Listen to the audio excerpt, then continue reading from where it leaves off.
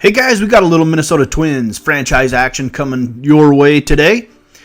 It's episode number 203. We are facing the Pittsburgh Pirates for a quickie 2-game series towards the end of the month of July. Yes, I know I'm about a month behind on the season, but we'll catch up eventually. So the Pittsburgh Pirates having a down year. They're 52-54. And they are right now third, I believe, in the American League Central. They have a pretty good pitching numbers, not so great hitting numbers. They're 23rd in average, 29th in home runs. Pitching, they're 10th in ERA and 9th in strikeouts and 8th in runs against. So pretty good pitching numbers, not great hitting numbers. That's how the Pirates get to where they are today. It's game number 108 of our season, and we have Tyler Glasnow going against Chad Bettis. From Target Field in Minneapolis, Chad Bettis making just his 6th start of the season. Spent a lot of time coming out of the bullpen as a long reliever.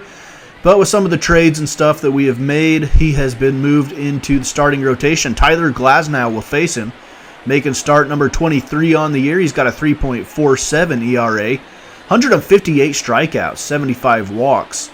That's a pretty good strikeout number for Tyler Glasnow. Strikeout pitcher. Second inning, Josh Harrison will lead things off here for the Pirates, or lead off our highlights at least. We got a runner on second with 2 outs, and Harrison swings and misses at the slider down and away off the plate, and Chad Bettis gets out of the inning with no damage done. No score in the middle of 2 in Minneapolis. We move to the 3rd inning. Jose Reyes has found a home in Pittsburgh in our franchise, and he's doing pretty well, batting .283 on the year. He's got a runner on third with 2 outs, and he's going to ground it through the hole on the left side for an RBI single, and Jose Reyes puts the Buccos up 1-0.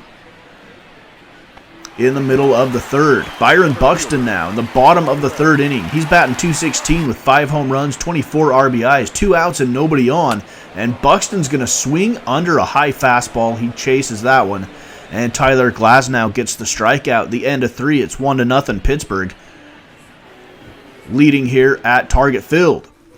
We jump ahead now to inning number 6. This is Evan Gattis, the catcher behind the plate. I think they just traded for him this season. And with 2 outs and nobody on, Evan Gattis into right field. Raimel Tapia makes the sliding catch.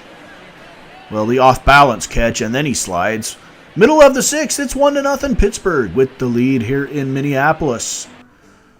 Game number 108 of our season, 7th inning now. We bring in Chasen Shreve, 1.99 ERA. We just locked him up with a contract extension, so he will be on the roster next year. We're going to have a lot of holes to fill next year, but we have a ton of cap space to do it, so we should be very active in the free agent market. So that's something to look forward to on this Twins franchise. We will be players in the offseason for some pretty big-name free agents if we so choose to go that route. Here is Nick Kingham now, making appearance number 16. He's got an ERA over 6, and he's facing Miguel Sano, who's 0-for-2 on the day with 2 strikeouts. We're in the bottom of the 7th inning with 1 out, nobody on, and Miguel Sano strikes out swinging, and it has been a frustrating day for the Twins at the dish. 1-0 Pirates with the lead. Up now is Herbert De La Rosa, batting .219 on the year. No home runs, 13 RBIs, kind of a utility guy. And a member of our very first draft class in this franchise 4 years ago. And De La Rosa strikes out swinging at the end of the 7th. Buccos still lead at 1-0. We go to the 8th. Shane Ashley on for the Twins, a 3.32 ERA. This is appearance number 49 on the year for him. He's facing Dexter Fowler, who's hitting .299 on the season with a runner on third and 2 outs, and Dexter Fowler chases the changeup down and away. And Shane Ashley gets out of the inning, keeping a 1-0 deficit intact for the offense. Let's see if we can get it done in the 9th. 9th inning, Pittsburgh closer Mark Melancon on with a 2.13 ERA, facing Jace Peterson. Having a pretty good year, .276 with 16 home runs, 39 RBIs, 0-1 count with 2 outs, and Peterson's going to line it through the right side for a base hit. And that will get the tying run on base for Eddie Rosario, who's hitting .248, 11 home runs, 39 RBIs, crowd getting behind him. 1-1 count. And this one's going to be driven on the ground through the hole on the right side past the diving first baseman, Josh Bell. And Melanson's in a little bit of trouble here with 2 on and power hitting Miguel Sano at the plate. 3-2 count, bottom of the 9th inning, 2 outs. Representing the game-winning run, here's the delivery from Melanson, and Sano swings over the top of it. A cutter, swung on and missed, and the Pirates hold on to win a 1-0 combined shutout, and they lead the season series 2-1. Player of the game, Nick Kingham, came on in relief, pitched 2 2/3 innings, had 3 strikeouts. Mario Calero for us went 1 for 1, and then he had to leave the game with an injury, and he was placed on the 10-day injured list.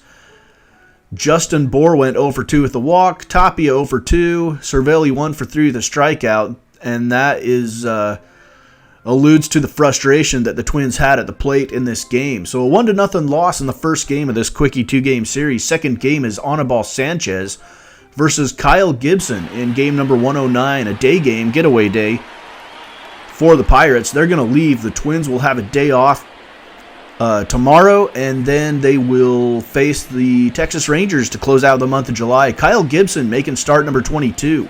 He's 6-6 with a 4.10 ERA. We also locked him up with a contract extension. Third inning, even though Kyle Gibson's having a bit of a down year, we expect him to bounce back and be just fine next year. Eddie Rosario now in the third inning with a runner on second and 2 outs, and he's going to split the gap in right center field. That one's going to one-hop the wall. And the runner at second was Jace Peterson. He'll come in and score. And the Twins get on the board first in this game. It's 1-0 at the end of the third. We move to inning number 5 now. This is Josh Harrison, who's batting .233 with 9 home runs on the year. Runner on first with 2 outs. Ground ball left side. Miguel Sano at third, up with it. He's going to fire across the diamond to Herbert De La Rosa, taking the place of Mario Calero at first, who was just put on the 10-day injured list. Middle of the 5th inning, Twins lead at 1-0. We go to the 6th inning now. Clinton Nurse at the plate. Pirates are 0 for 7 on the day with runners in scoring position. There's a runner at third. Nurse grounds it to short, on to first. Play is made by Robert Jones at short, and Kyle Gibson gets out of another inning. In middle of the 6th, the Twins lead at 1-0.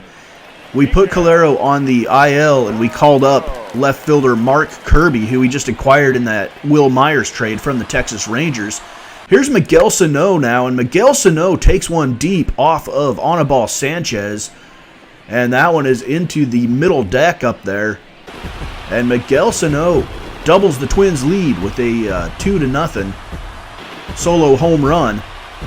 For Miguel Sano, that was home run number 30 on the season. He's got 63 RBIs to go along with that.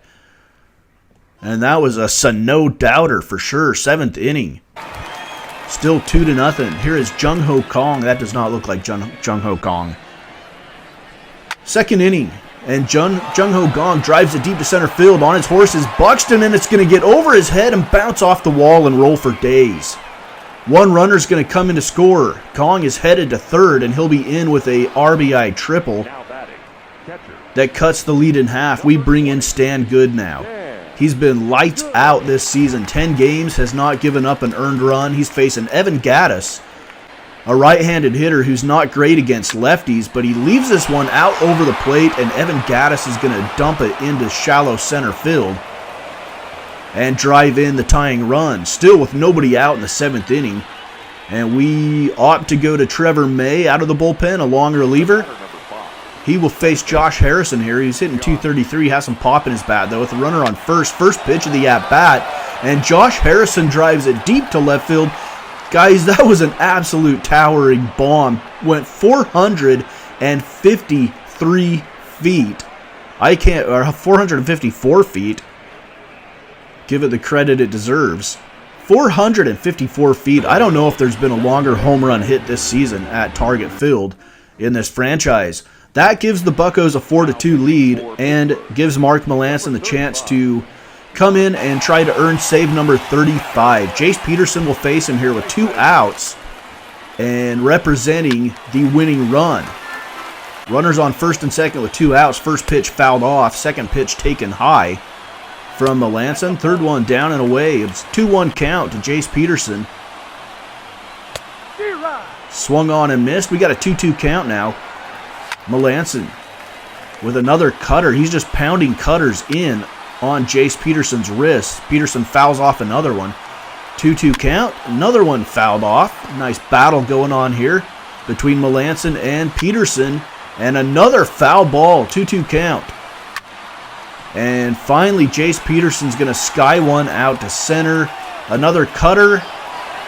And it is caught in center field. That'll do it. The Pirates get the win. They come in and sweep this 2-game series from the Twins at Target Field. They win the season series 3-1. Miguel Sano hit his 30th home run in this game. Jace Peterson had a double.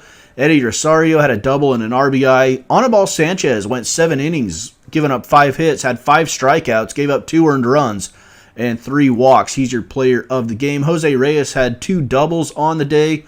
Jung Ho Kong with a triple and an RBI. Evan Gattis with an RBI. Josh Harrison with a 2-run home run. And the Pirates get the win. Raise the Jolly Roger.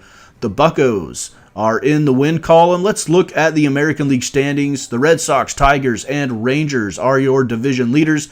The Tigers' best record in the American League at 70-40. Look at the AL Central. Every team in that division has a winning record except for us. The White Sox would be your wild card number 1, and the Angels would be your wild card number 2. They are just a game and a half ahead of the Blue Jays in the wild card race, and then you've got quite a gap between the Blue Jays and the Royals.